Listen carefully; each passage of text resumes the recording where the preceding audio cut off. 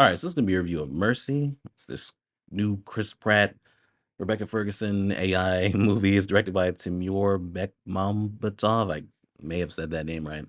I saw the trailer for this movie. I thought it looked bad. It's coming out, in January. I'm thinking, okay, yeah, it's probably gonna be bad. Reviews started popping up of people saying it was bad, and I just saw it today. It is very bad. Honestly, it might be the worst movie of the year by the end of this year. In this, we have Chris Raven, played by Chris Pratt. He is strapped to a chair. He wakes up strapped to a chair. He's like, "Oh, what's going on?" He's in the mercy court, something that he championed because he's a police officer, and he really wanted to use the mercy court to take care of crime, crack down on crime. But he wakes up in the chair himself, and he's like, "Oh, this must be a mistake." All that. The idea is that in the mercy court, we have Judge Maddox, played by Rebecca Ferguson. She's artificial intelligence, and she has access to surveillance videos and people's phones and bank records and all these other things. And so, if you go to the mercy court, you're pretty much guilty until proven innocent instead of the other way around, and you have 90 minutes to prove your innocence using surveillance video, people's phones and personal conversations and things like that. And if you don't solve it, solve your basically you do your own investigation and solve it and prove your innocence, you die right there in the chair. So Chris, he is believed to have killed his wife. He's charged with that, and so he has to go through all the different things, do his own investigation to prove his innocence and prove he didn't kill his wife.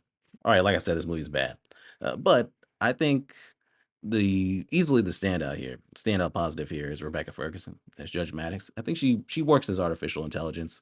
The way she plays it, the way she explains the mercy court to Chris and explains the different details of the case and how things work and walking him through the investigation, who he should talk to, what he should follow up on, and things like that. I think she's really good. And they also do this thing where her voice sounds a little bit more artificial. And so that also works. She was consistently entertaining to me. So I definitely think she's the standout. Everybody else is just kind of passable. As far as the writing here, I think the best part of that is probably in the setup, in really showing Chris's guilt, really showing why he's in that chair in the first place, why they're charging him, because he does seem guilty. He has an alcohol problem. Him and his wife has been having issues. He was the last person in the house when they had their argument, and he walked out. And so it definitely works for. And he says it himself. He's a cop, so he would see it that way too. That it's a crime of passion. That's the way it looks. I mean, at multiple points in this movie, he's like, "It does look like I did it. This is convincing." So I think they did a good job making that believable. The rest of this movie, it just doesn't work. Starting off, even though I like the setup when it comes to his guilt, there's still things in there that I'm like, okay, this doesn't really work. Mainly that, and I was kinda confused because it felt like it was days later, but I guess it was the same day that the wife had died, that he's in the chair and now has to prove his innocence.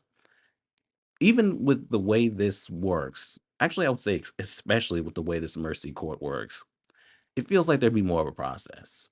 For them to pick him up with this amount of time having passed, I mean, not that much time at all, really, it does feel like we skipped somewhat of a process before we get into the chair and you got 90 minutes. Because once you're in the chair in the mercy court, and they say this at multiple points, you're basically guilty. Everybody's going to assume you're guilty. So many other people and multiple people have been killed in the chair in the mercy court. It feels like the 90 minutes is just a formality. It's like, hey, we're just waiting to kill you, but we want to give you an opportunity. So for them to pick him up with this little amount of time, I mean, he when he starts the investigation, he calls his partner, and he's talking to her, and she's walking through the crime scene and everything. She's already there at the crime scene, and then there's other cops there too, and it's like, really? It's been that little amount of time that they're still at the crime scene? Why is he in the chair having to prove his innocence, given 90 minutes to prove his innocence, but they basically assume he's guilty and they're about to kill him? If there's clearly still investigations going on the crime scene. I mean, that didn't make any sense to me. With the writing of this movie, which it might have been written by AI, don't know, I wouldn't be surprised. With the writing of this movie, the hyper surveillance, all the different access that the Mercy Court has, because the idea is people just, I guess, give up their data and private information to the cloud so that they so that there can be access to it during mercy court trials and maybe other things.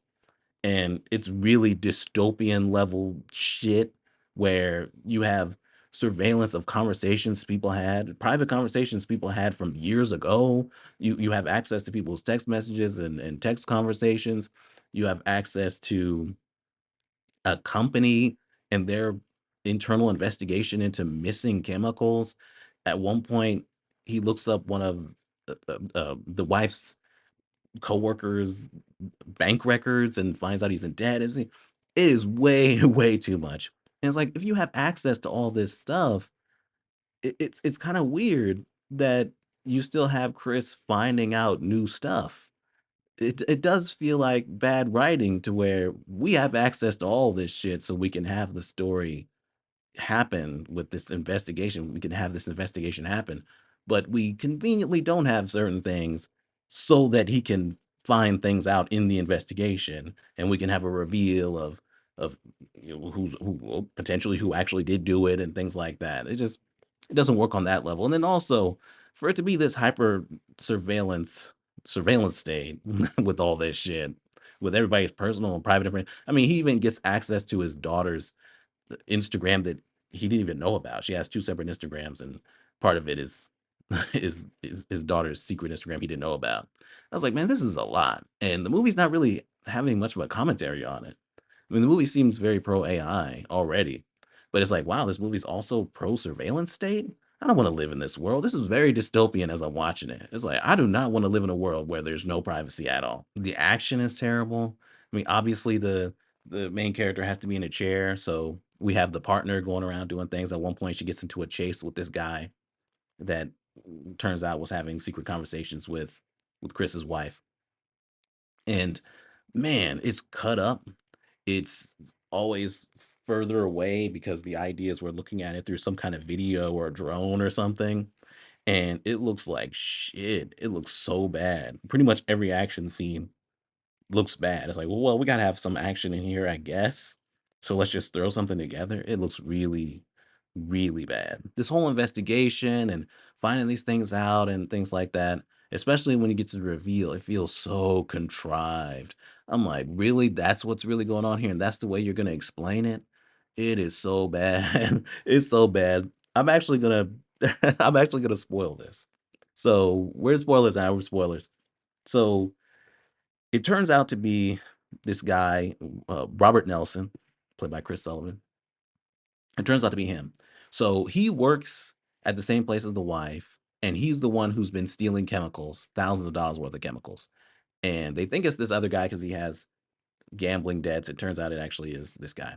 And this guy is actually Chris's sponsor. Chris has alcohol issues, and he was his sponsor. He was helping him out in AA meetings and things like that.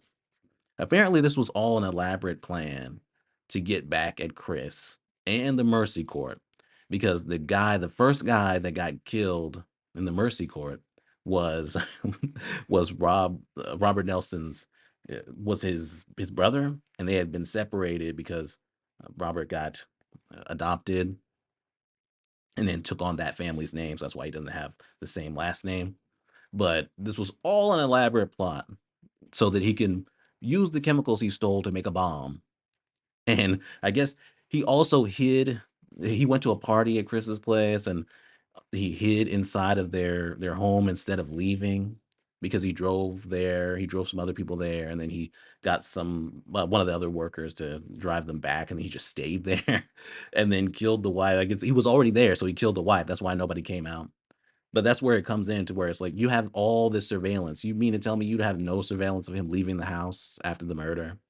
It's just like it's one of those things where it just the writing just doesn't work here. But I'm like, man, this is some contrived bullshit. And you got surveillance of him and his brother talking to each other. I mean, it is nonsense. It's nonsense. So the dude just basically made a bomb, picked up Chris's daughter, and he was riding around in a truck with a bomb while Chris is still trying to figure things out. It was all an elaborate ploy so that he could blow up the Mercy Court building with Chris in it. I guess he just knew that Chris would start drinking again, and so that he could frame Chris for killing Nicole and killing the wife. The reason why Robert really has done all this and thinks that his brother was actually innocent is because he was on the phone with him at the time when the murder happened. So he was telling the detective, hey, I was on the phone with him. I have the the phone call and everything like that.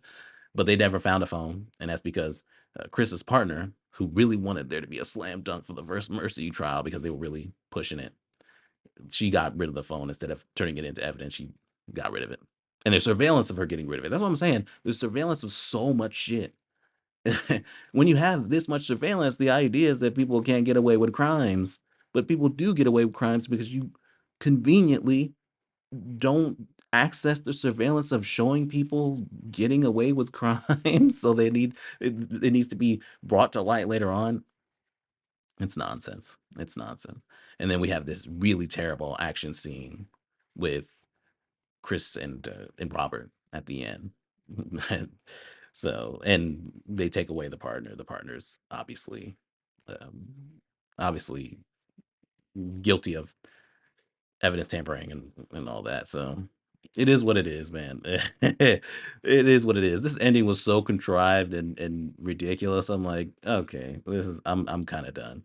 Anyway, that's it. This really doesn't work.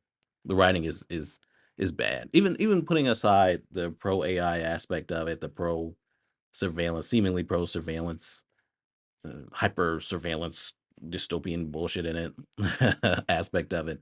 It's just badly written. It really is. You're gonna have a mystery where you have all this access to all this stuff, and then there still gonna be reveals later on. And it's like, okay, how do you not have access to this thing that you would have found the actual guy, and Chris wouldn't have even been in the seed?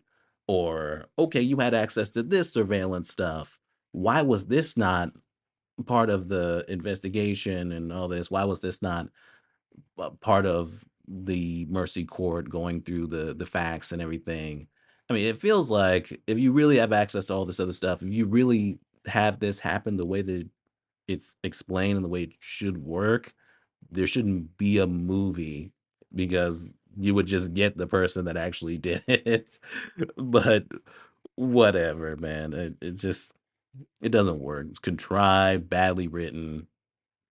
It's also really ugly, especially when it gets to these action parts. Anyway, yeah, complete shit. It's a failure. Anyway, yeah. Uh, wow. This is to me, I think this is definitely going to be one of the worst movies of the year. Almost certainly. I'm sure it has to be in top tens by the end of this year. But it might really be the worst movie of the year by the end of it. It's that bad right here in January. Anyway, yeah, that's Mercy. Like I said, complete shit. Subscribe, and we're done.